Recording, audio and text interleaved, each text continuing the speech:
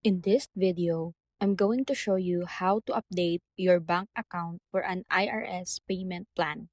First, go to the official IRS website and sign in to your IRS online account. Once logged in, navigate to the payment plans or account overview section and locate your active installment agreement. Look for the option to modify payment method or update bank information.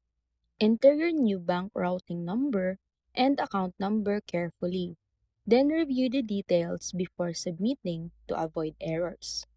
If you don't see an online option, you can update your bank account by submitting Form 433-D or by calling the IRS directly.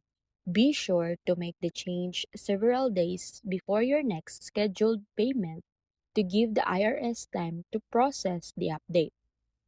After submitting, save the confirmation and monitor your account to ensure future payments are withdrawn from the correct bank account. So that's it.